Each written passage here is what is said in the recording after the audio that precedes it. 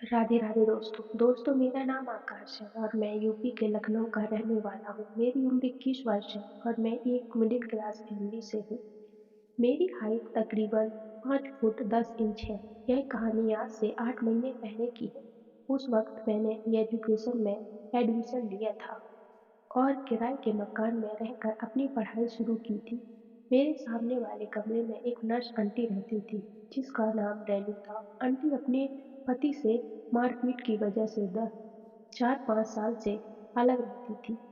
उनका एक बड़ा लड़का भी था, जो आंटी के मायके में रहकर पढ़ाई कर रहा था। आंटी की हाइट 5 फीट 4 इंच थी। वे देखने में काफी सुंदर थी। जब मैं अपने रूम में रहने आया तो मैंने सारा सामान जमाया और उनके बाद अपनी पढ़ाई में लग गया। एक दिन मैं रात को 10 बजे पढ़ाई कर रहा था तो मुझे छत पर किसी की चिल्लाने की आवाज आई। जिधर मेरा ये कमरा था उधर का एरिया गांव जैसा था। उस वजह से इतनी रात तक कोई जगता नहीं था। आज जब रात को किसी ने चलने की आवाज आई तो मन में कुछ शंका सी हुई और मैं धीरे से सीढ़ियों से ऊपर चढ़ा। मैंने देखा कि आंटी किसी से फोन पर बात करती हुई टहल रही थी।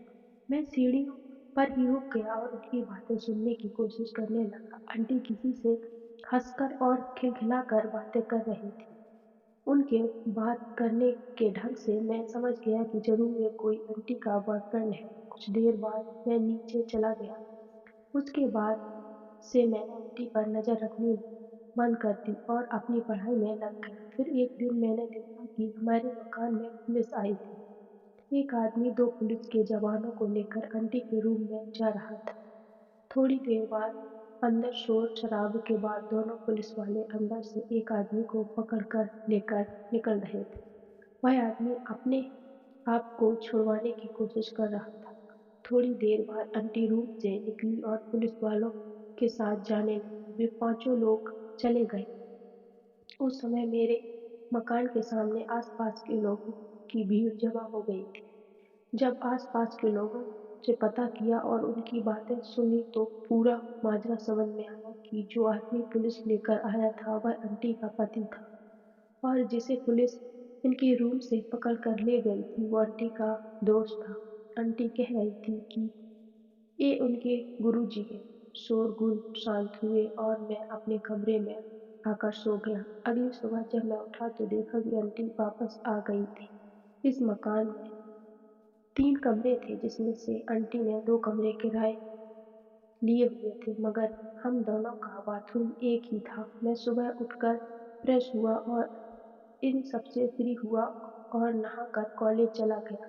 ऐसे ही 3 महीने निकल गए। एक दिन जब मैं सोया था तब रात के करीब 3 बजे थे। उसी वक्त अचानक से मेरी नींद खुली तो मुझे कुछ आवाजें सुनाई दे रही थी। ये आवाजें सामने वाले कमरे से आ रही थी। मेरे कान खड़े हो गए कि सामने तो आंटी का कमरा है और उसमें से अजीब अजीब सी आवाजें आ रही थी। यह सोचते ही मैं फट से बिस्तर से उठा और धीरे से बाहर निकल कर देखने लगा। मैंने देखा कि आंटी के कमरे की खिड़की खुली हुई थी। मैंने उसमें से अंदर झांका तो मेरी आंखें खुली की खुली रह गई। आंटी अपने फोन में कुछ देख रही थी। मैं समझ गया कि इस समय आंटी क्या देख रही होगी और मैं समझ गया कि अब आंटी से मेरा काम बन सकता है। फिर मैं वापस रूम में आकर सो गया। एक दिन मैं अपने घर गया हुआ था। घर से वापस आया तो मकान का मेन गेट बंद था। मैंने मकान मालिक को फोन किया और उनसे चाबी के बारे में पूछा। उन्होंने मुझे आंटी का नंबर दिया और उनसे पूछने को कहा। मैंने आंटी को कॉल किया और आंटी से मैंने बात की और चाबी के बारे में पूछा तो उन्होंने मुझे 30 मिनट इंतजार करने को बोला। 30 मिनट के भीतर ही आंटी अपनी स्कूटी से आई और उन्होंने मकान का गेट खोल दिया।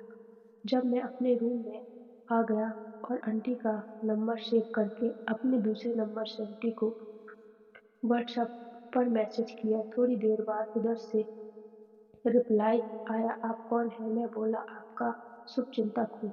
तब आंटी ने कहा कि तुम्हें मेरा नंबर कैसे मिला और तुम्हारा नाम क्या है? मैं बोला कि मैं आपको रोज देखता हूँ, आप मुझे बहुत अच्छी लगती हैं, मैं आपसे दोस्ती करना चाहता हूँ। आंटी बोली कि मैं अनजान लोगों से बात नहीं करती हूँ। आप कौन हो? पहले ये बताएँ। तब तक आंटी को किसी का कॉल आ गया और वे बात करने लग गई। मैं भी उठा और मार्केट में चला गया। मार्केट से आकर मैंने खाना खाया और फिर खाना आदि खाकर लेटा हुआ था। उस वक्त तकरीबन 9 बजे का समय था। मैंने आंटी को मैसेज किया और बात होने लगी। मैं उनकी खूब तारीफ करने लगा। धीरे-धीरे कुछ दिन बात करने के बाद आंटी मेरा फ़ोटो माँगने लगी। मैंने कहा, फ़ोटो में क्या रखा है? सामने से ही कभी मिल लेंगे। यूँ ही आंटी से बात करते-करते काफ़ी दिन बीत चुके थे। एक दिन मैंने आंटी से अंकल के बारे में पूछा तो वह भावुक हो गई और अपनी किस्मत को कोसने लगी। मैंने उनको समझाया और बताया, आप रोइए मत, मैं हूँ ना, कोई बात हो तो आप मुझसे कह सकती हैं। अब आंटी कुछ नहीं बोली। मैंने कहा, आंटी एक बात कहूँ, आप बुरा तो नहीं मानोगी? आंटी ने पूछा, क्या? तो मैंने कहा, आप बहुत सुंदर हो और आपके चेहरे पर उदासी बिल्कुल अच्छी नहीं लगती है। तब आंटी ने मुझे नॉटी कहा और कहकर शांत हो गई।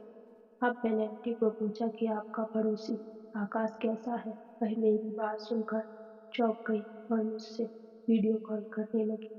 अब आंटी चौंक गई और व्हाट्सएप छोड़कर अपने रूम में से ही आवाज़ देती हुई बोली, आकाश तुम इधर आना ज़रा। मैं तो डर गया कि कहीं आंटी मेरी शिकायत न कर दे, तो मैं डरते-डरते बाहर गया। अब वह मेरा फ़ोन माँगने लगी थी।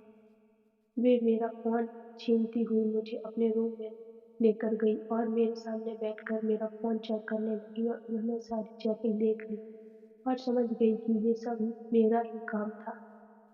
इतनी देर में मुझसे रहा नहीं गया और मैंने आंटी को छू लिया और पकड़ भी लिया। आंटी ने कोई भी मज़ाहन नहीं की और कुछ देर तक हम दोनों वह सब करते रहे। अब थोड़ी देर बाद ही आंटी मेरे साथ देने लगी क्योंकि खेत थोड़ा पुराना था तो उसको रवा करने में थोड़ा समय लगा। 3 बार जोतने के बाद खेत का घास-फूस खत्म हुआ। फिर वो सब में काफ़ी समय हो गया था और रात का 12 बज चुके थे। तभी आंटी का फ़ोन बजा। आंटी ने फ़ोन उठाया और बोली, मैं बहुत थक गई हूँ, कल बात करेंगे। ये कहते हुए उन्होंने फ़ोन रख दिया। मैंने पूछा, किसका फ़ोन है? तो आंटी ने बताया कि उनकी सहेली का फ़ोन था। फिर हम दोनों सो गए। सुबह जब मेरी नींद खुली तो आंटी मुस्कुराती हुई मुझे ही देख रही थी और ड्यूटी जाने को तैयार होने लगी।